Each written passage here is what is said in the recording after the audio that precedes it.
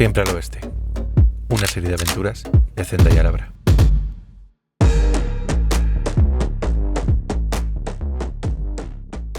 Hola, esto es Siempre al Oeste, un podcast de Zenda y Alabra.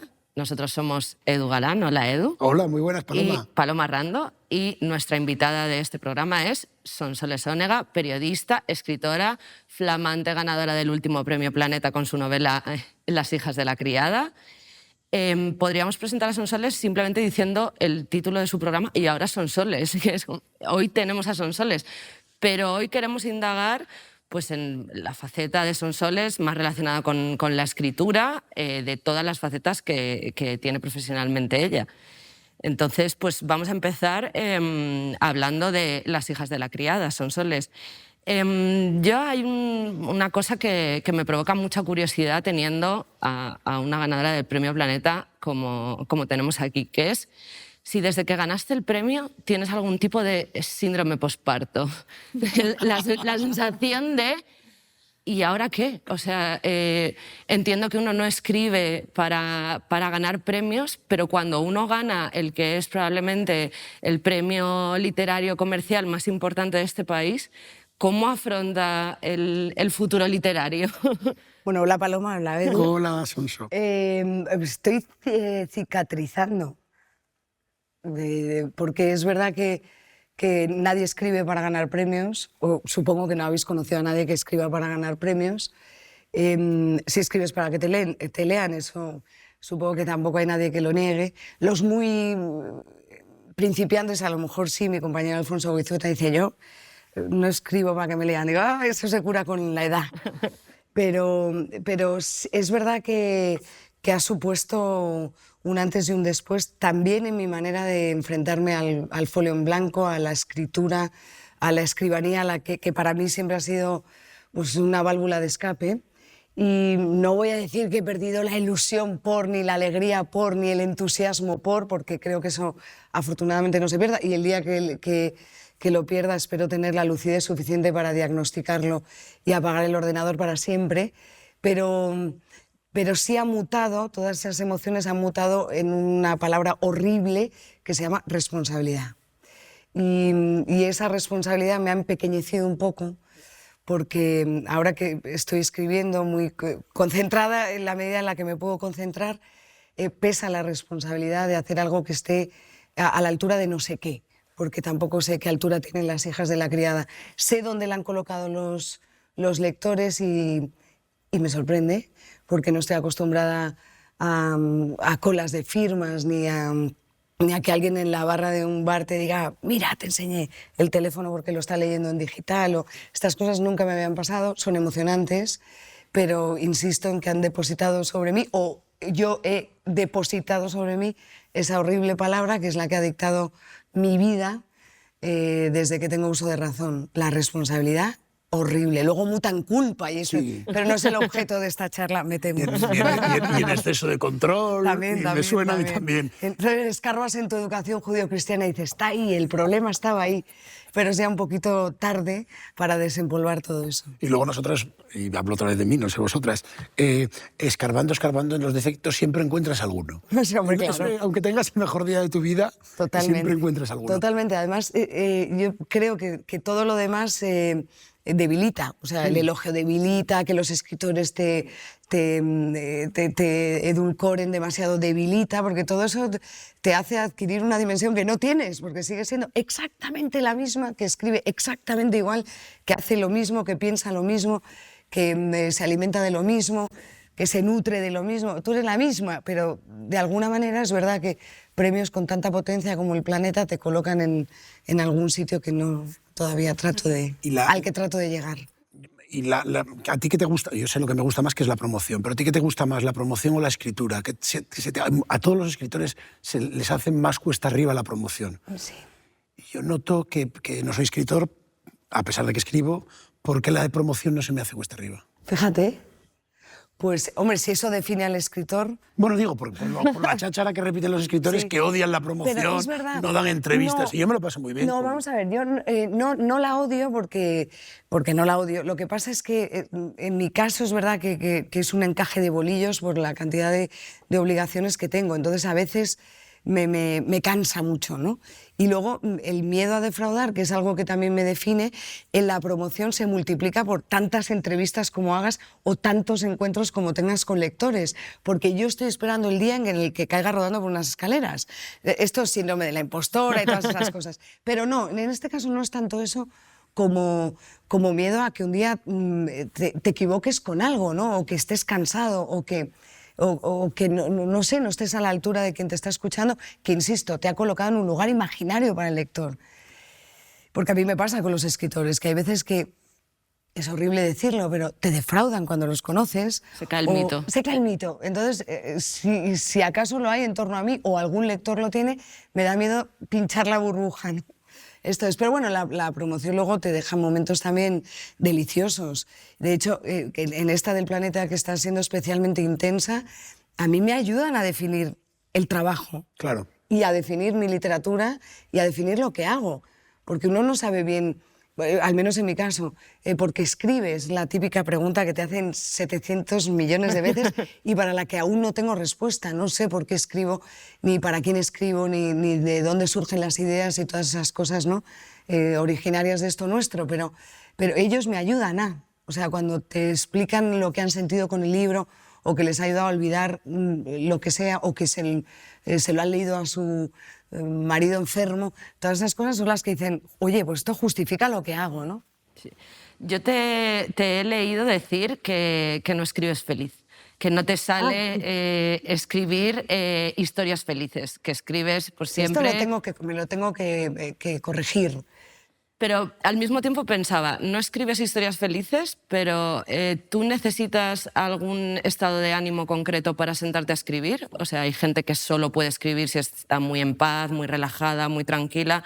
¿Tú puedes escribir desde cualquier estado de ánimo o ha habido momentos en tu vida donde has dicho, ahora no puedo escribir?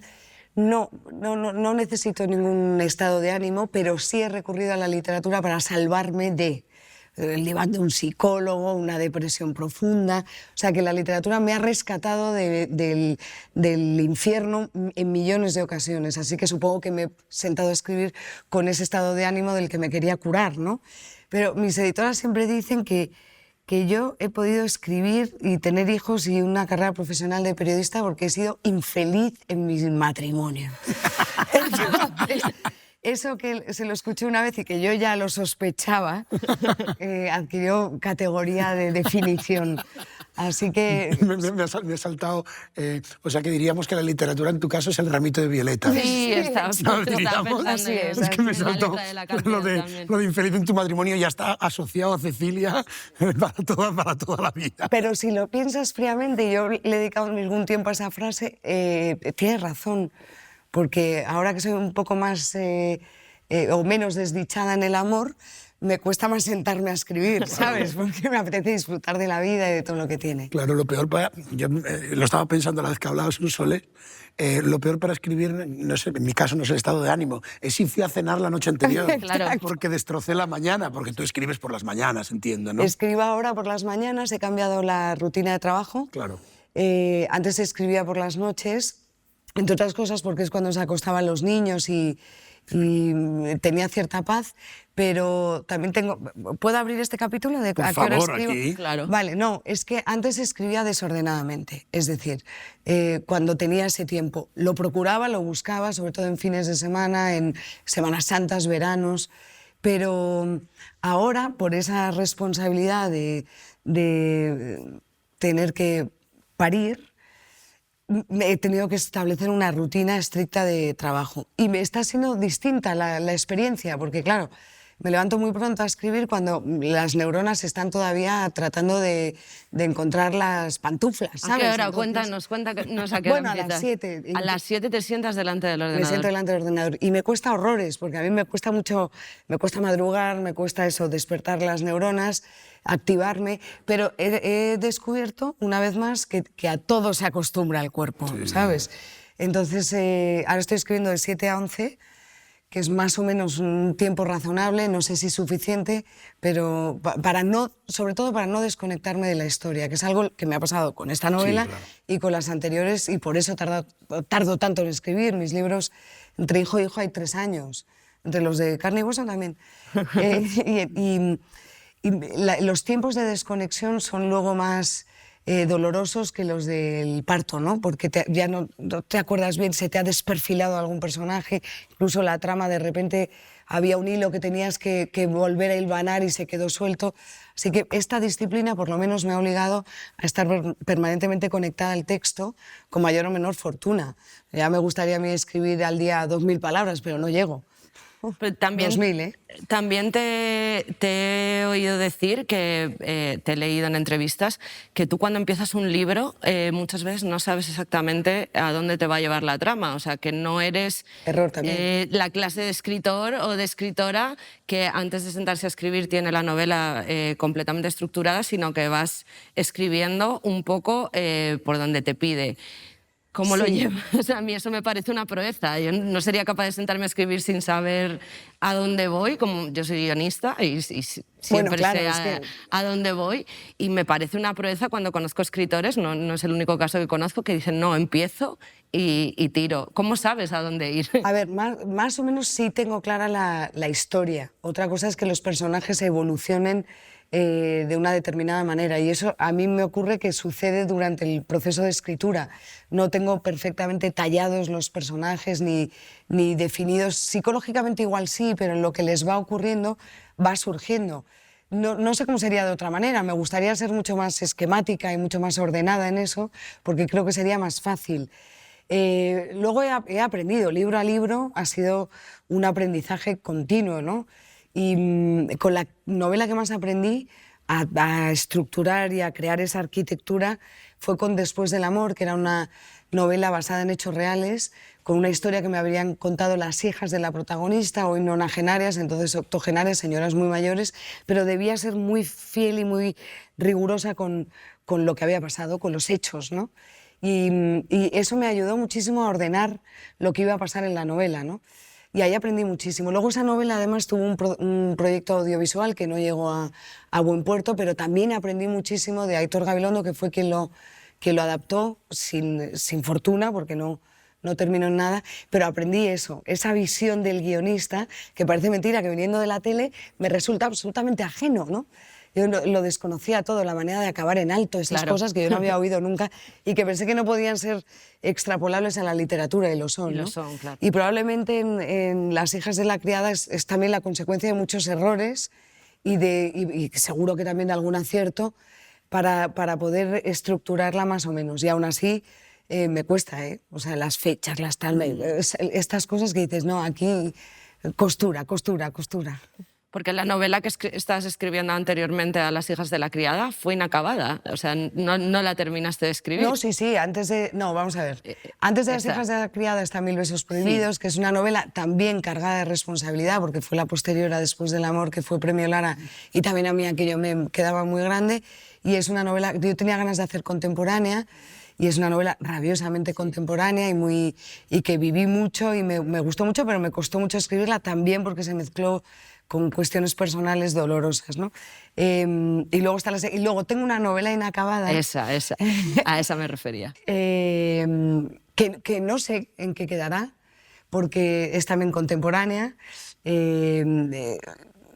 ahí está, sin más. Hago un pequeño flashback, aunque sé que lo has contado muchas veces, de dónde salen Las hijas de la criada, es decir, cómo llegas a esa historia en los previos, digamos, que yo creo que fue hace por lo menos 3 años, porque tú y yo nos conocemos en otra vida, y creo que ya me hablaste con nuestro amigo Juan Eslava de esto hace tiempo. Sí, yo creo que esta novela estaba incubándose dentro de mí desde hace probablemente muchos años sin saberlo, ¿no?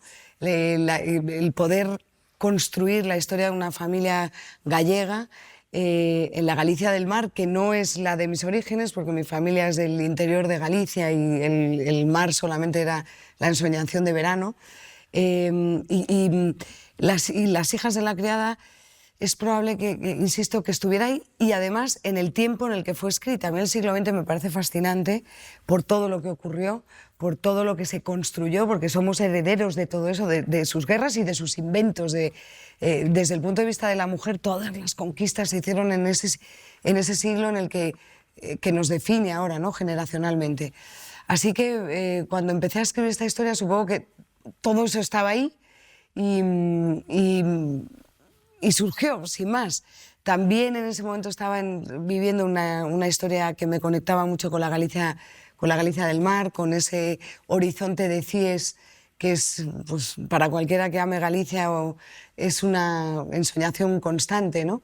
Y luego también, antes decías, tus personajes van evolucionando. Bueno, esta novela, que se construyó escribiéndose en muchos aspectos, por ejemplo, las visitas a las zonas marineras de Galicia y de la provincia de Pontevedra, aunque Coruña también tiene un pasado conservero importante, me apuntalaron la historia, ¿no?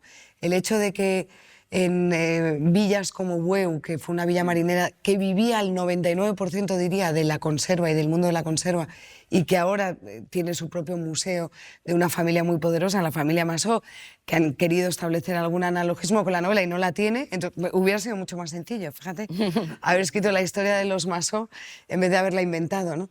Pero me descubrió todo ese mundo de mujeres que no existían, pero que fueron necesarias e imprescindibles para hacer todo lo que estas mujeres hicieron, y crearon un imperio en una pequeña lata de sardinas, ¿no? Así que, ¿cuál era la pregunta? No, bueno, eso, ¿de dónde te salió? Sí. Porque más o menos lo has contado. Y estas visitas a Galicia, que creo que también Paloma te preguntará sobre esto, ¿tú qué relación tienes con Galicia y si te ves en un futuro viviendo en Galicia o ya no? Sí, sí. Bueno, viviendo un futuro cuando y muriendo incluso. Cuando seamos ya muy mayores, Muy mayores, sí. Porque en Galicia llegáis a los 105 años. Sí, estas cosas, por ahí, sois gente muy constante. Sí. En esto del vivir. En la edad. Sí, efectivamente. Bueno, no sé, la verdad es que los que llegan a 100 años son de aldeas sin estrés. Sí, sí. Los demás no lo sé. Pero hombre, sí, a mí de Galicia me enamora todo. Vamos mucho más de lo que a mí me gustaría, entre otras cosas porque las comunicaciones siguen siendo muy difíciles. Es decir, llegar a Mosteiro, aldea de la que es mi familia, pues sigue costándote 6 o 7 horas. A nada que te pares, ¿no? Ya no te digo si vas con un coche eléctrico, no llegas jamás. Pero bueno, dicho eso, a mí sí me gustaría una retirada a tiempo. En Galicia sería una gran victoria. Eso es complicado en el mundo que nos movemos, las retiradas a tiempo. Ay, es muy interesante este concepto. Tema, sí, ahora lo nombraste, y a mí es algo que, bueno, primero hay que alabar el tremendo logro en este mundo de llegar a un tiempo en el que te tengas que retirar, viendo el mundo primero, esto de arranque, vale. Pero dicho esto, ¿cómo notas que te tienes que ir? No lo sé. ¿Cómo notas? Porque yo creo que los tres nos dedicamos a algo que nos gusta y... ¿Eso lo tienes pensado? No lo tengo pensado, pero sí lo tengo muy leído, y te voy a decir por qué. Un jefe mío de Telecinco, Carlos de Francisco, que era subdirector de informativos, lo sigue siendo, tenía en su despacho un recorte de periódico con un poco de celo que ponía: cuando no me emocione lo dejo. No me parece mal termómetro. Otra cosa es, como decía antes, tener la lucidez para autodiagnosticarte la falta de emoción. Claro. Tanto en la tele como en la literatura. No sé cómo el escritor diagnostica su falta de emoción, no lo sé. En la tele, bueno, creo que es más fácil, ¿no? Y luego hay una cosa que es tremenda, que es la medición. Es decir, a los expuestos nos miden todos los días a las 8:10 de la mañana más o menos con la audiencia, con lo cual... Minuto a minuto, además. Minuto a minuto, efectivamente. O sea, sabes, a las 8:05 enamorado y hay 8 desenamorado. A tantos miles de espectadores como la audiencia ha descendido en esa curva vertiginosa que da miedo ver. En la literatura supongo que también. Y supongo que el lector te abandona, por lo que sea, porque has dejado de emocionar.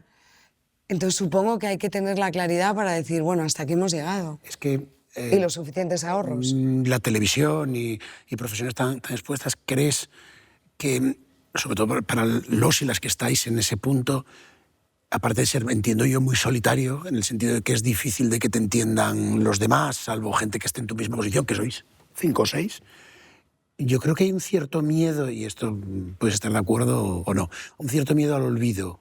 Después de estar siendo medido y atendido por tanta gente, el que eso pare, que entiendo que sea una adrenalina muy mala y muy... Claro, es que todo es contradictorio. Sí. De las 8 y 10, pues a lo mejor esa falta puede... El síndrome de la bicicleta, ¿no? Que si se para, se cae. Si se para, se cae, efectivamente. ¿Tienes esa sensación o quizás es un No lo diagnóstico sé. así? La verdad es que todavía no lo pienso. Claro. No lo pienso, pero, hombre, yo he visto, por ejemplo, como mi padre con edad de jubilarse se ha jubilado, pero sigue escribiendo y sigue muy presente o sigue muy activo, todo lo activo que puede estar, ¿no?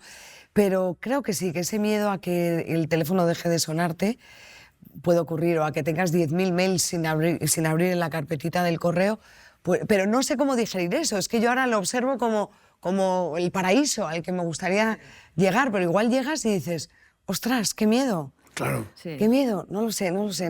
Yo te he leído a ti, Pero además... habrá que educarse, ¿eh? Como al nido vacío y todas esas cosas. En este sentido, yo te he leído a ti también decir que la televisión te parece que suele ser o que es bastante cruel con las mujeres. Sí, lo es. Que a pesar de que pues, tenemos a grandes presentadoras que se han retirado pues, a una edad muy avanzada y que han hecho largas carreras en la televisión, que la televisión es un medio especialmente cruel con las mujeres.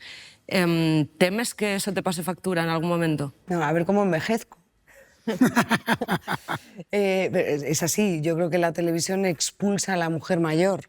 Y aunque hay grandes comunicadoras que siguen trabajando con cierta edad, ¿no?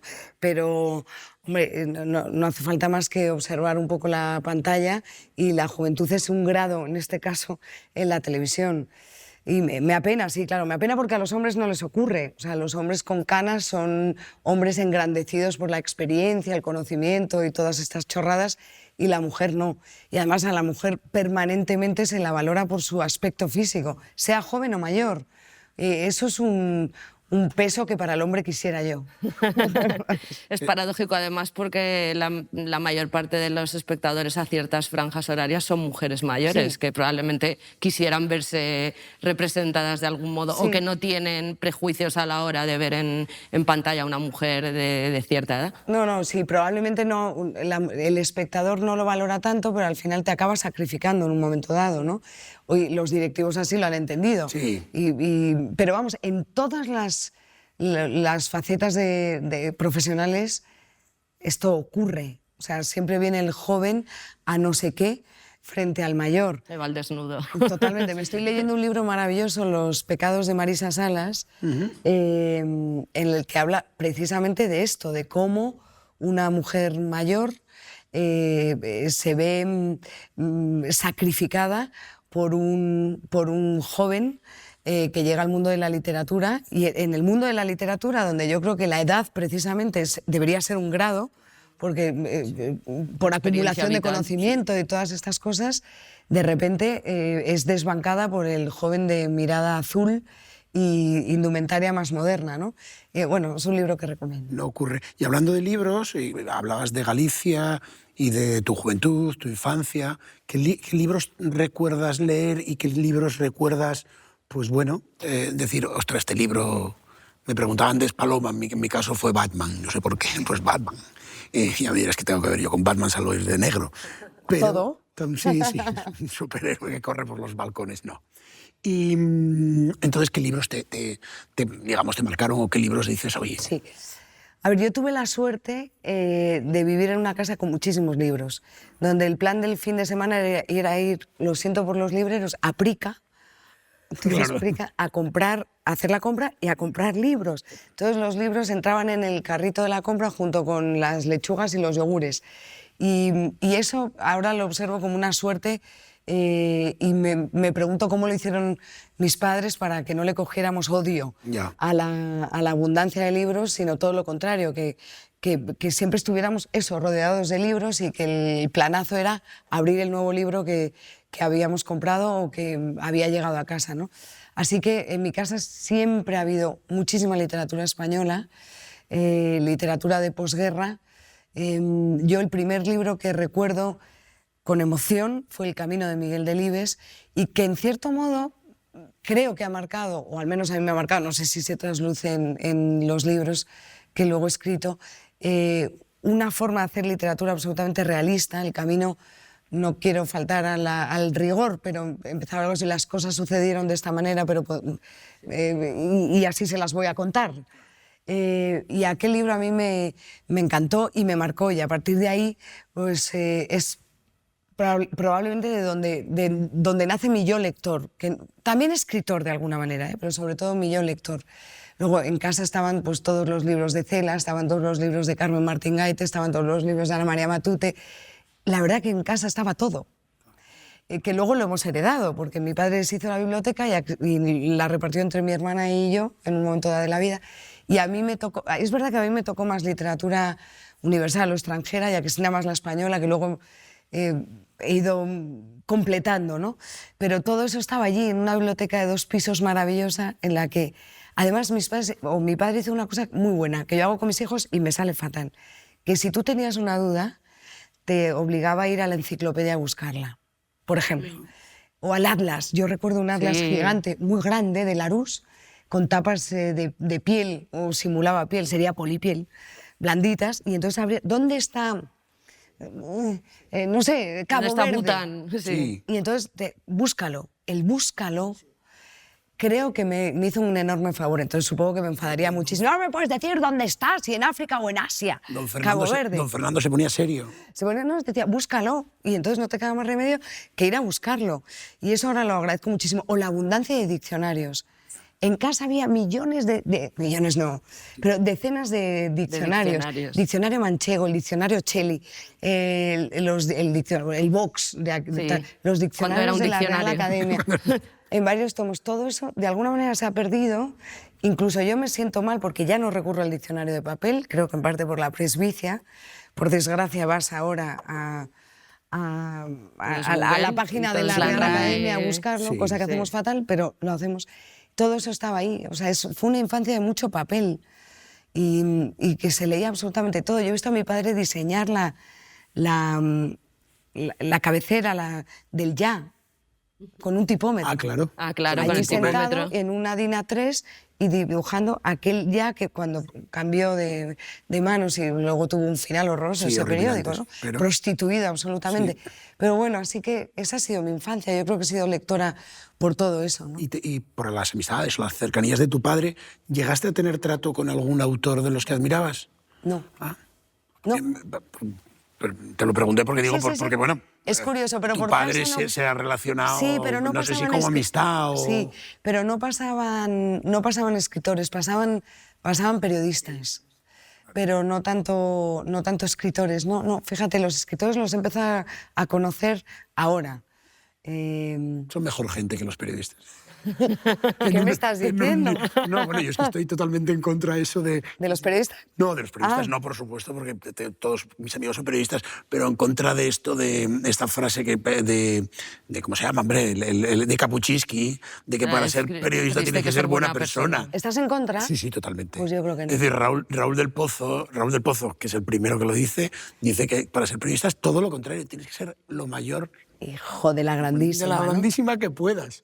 ¿Y Pues tú no estás de acuerdo? No, pero es verdad que es una frase que nos ha recorrido a todos, ¿no? Porque claro, es más medida. está en los baños de las facultades, escrita con punzón, a boli, Sí. todo. Pero he tardado tiempo en comprender que era así. Otra cosa es que yo creo que nuestra profesión está llena de HPs. Ah, vale, por eso es Y una cosa. entonces, bien, podríamos decirle a Kapuczynski que estaba equivocado, pero creo que el periodista tiene que ser buena persona. Y más en los tiempos que corren, con la velocidad a la que discurren las informaciones hoy en día, ¿no? Entonces, precisamente por esa velocidad, por la capacidad de impacto que tiene ahora cualquier cosa que escribes, por el daño horroroso que puede hacer un titular, creo que hay que ser buena persona. Por encima de todo. Yo ahora en los equipos lo busco. O sea, digo, este es un HP, pues ahí tiene la puerta. Sí, porque te Prefiero una buena persona sacrificando, aunque, fíjate lo que te digo, un poquito de talento.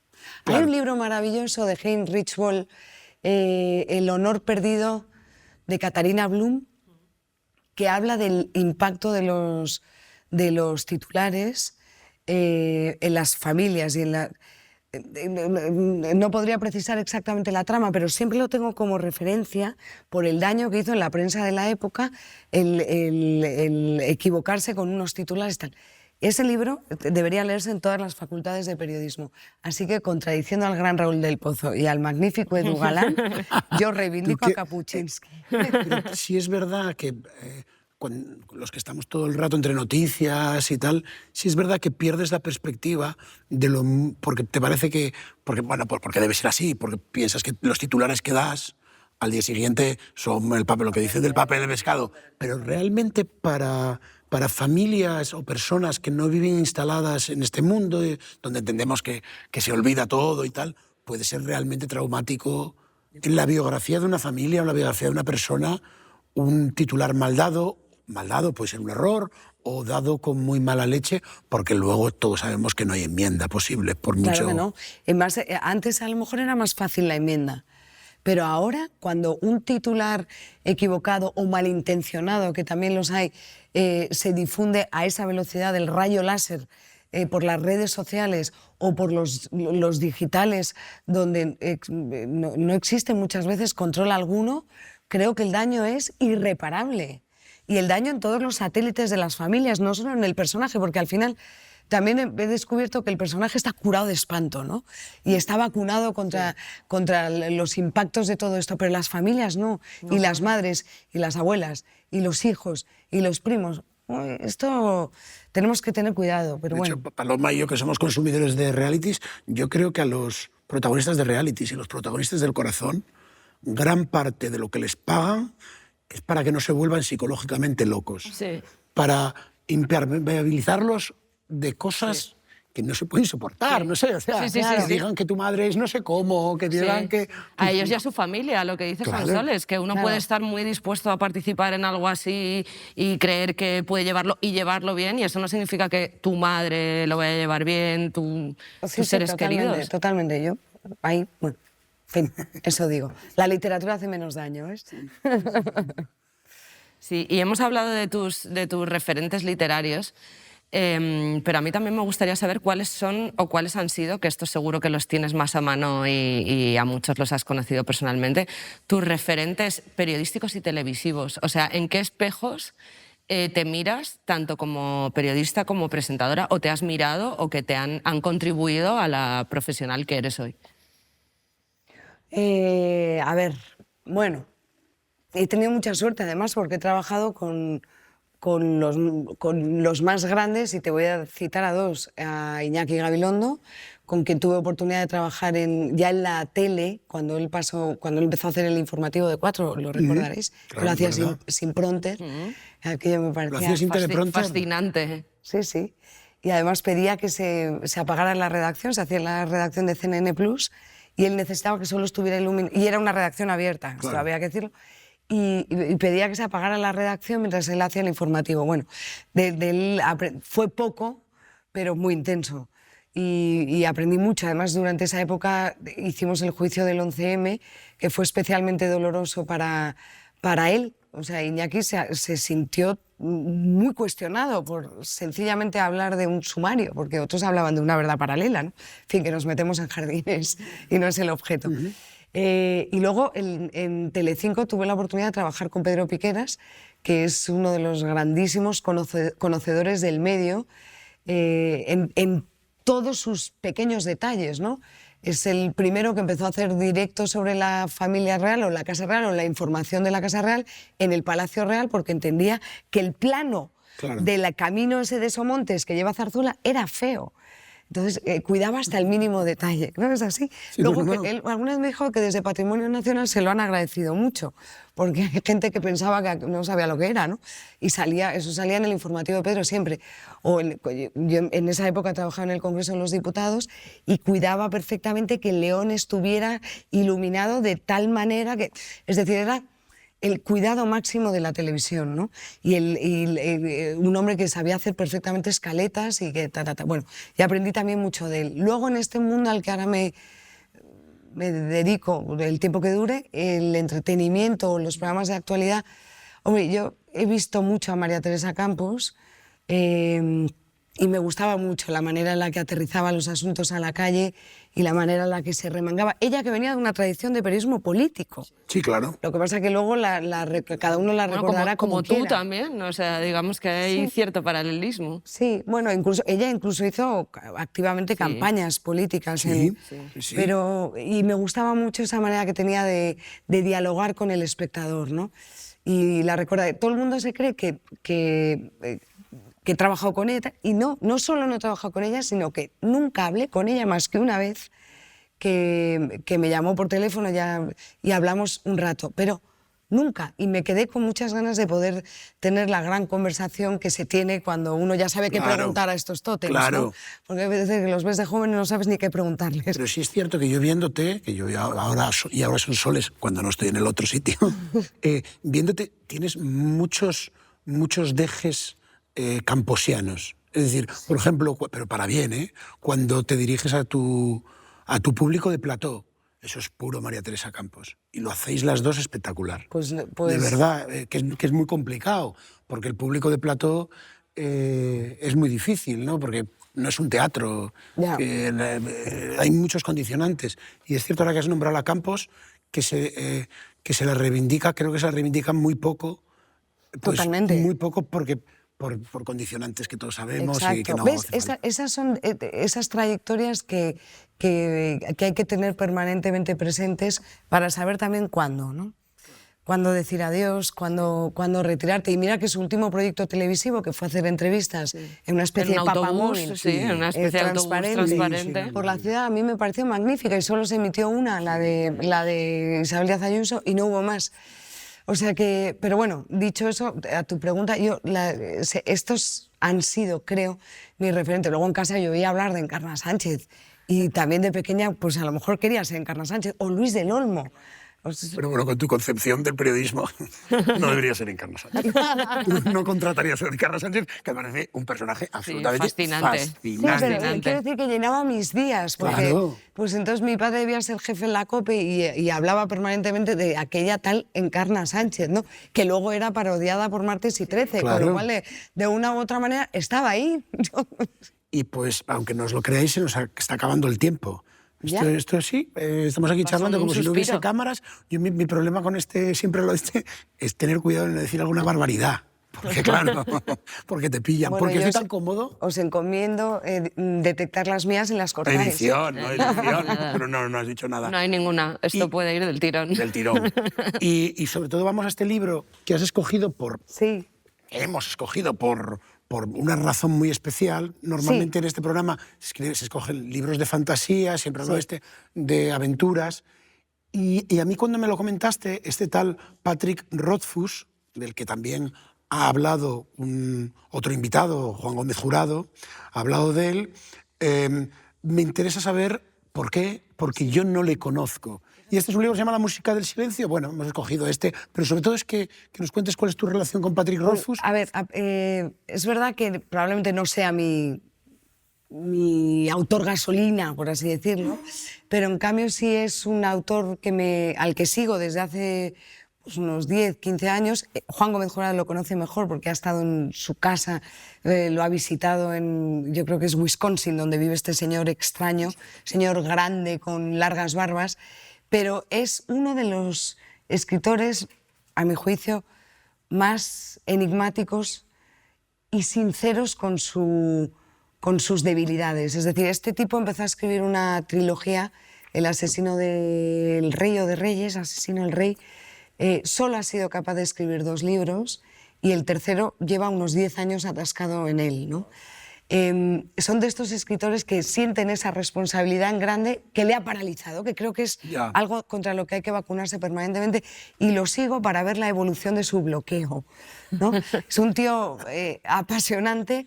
¿Para vacunar de un posible bloqueo? No, para ver cómo lo gestiona. Él ha acabado finalmente ya reconociendo que tiene algún problema de salud mental, una ciclotimia diagnosticada.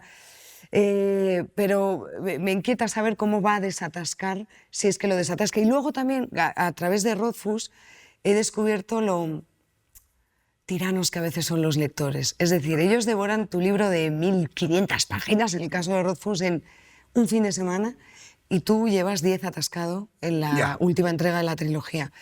El lector no es consciente de lo que cuesta alimentar su ansiedad, ¿no? Y creo que esto es algo que le ha pasado a este hombre y que ya veremos a ver en qué queda. Más allá de eso, yo no leo literatura fantástica, lo cual no significa que no me encante. Y los 2 tomos de esa trilogía inacabada de Rothfuss me parecieron deliciosos, envidiables. Ojalá yo fuera capaz de crear un mundo imaginario en el que evadirte de este que pisamos, y construir esas alternativas para los lectores, ¿no? Por desgracia soy un reptil que trata de retratar el mundo en el que vivimos, no el que imaginamos. Y bueno, pues para vuestra librería de Biblioteca de Alejandría aporto Rothfuss. Y si tienes oportunidad de preguntarle a Juan Gómez Jurado que te cuente todo lo demás, porque él lo sabe. Eso sin duda. Pues Sonsoles, recordar a los lectores que no sean tan ansiosos por los libros, porque pueden acabar como la Anne Wilkes de Misery. Sí. Recordad, atando al escritor a la pata de la cama. A la pata de la cama. Es que el propio Rothfuss decía, o dijo alguna vez, que él escribía algo en Facebook, entonces, no sé ahora en qué redes se mueve, y enseguida un lector le decía, ¿qué haces que no estás escribiendo? ¿Por qué te entretienes fotografiando el amanecer nevado que ves desde tu ventana? Y él le llegó a parar, tanto que no es capaz de alumbrar la última entrega de su trilogía. Pues ahora vamos a hacer el momento ritual de colocar este libro, no sin antes recomendar a las hijas de la criada y sobre todo recomendar a Sonsoles Onega, que es mejor persona que todo lo demás. Así pues en general, siendo todo muy bueno, pero mejor todavía. Muchas gracias, Paloma Rando. Vamos a hacer muchas gracias. Esto, ¿no? Venga. Sonsoles, muchas gracias, Edu.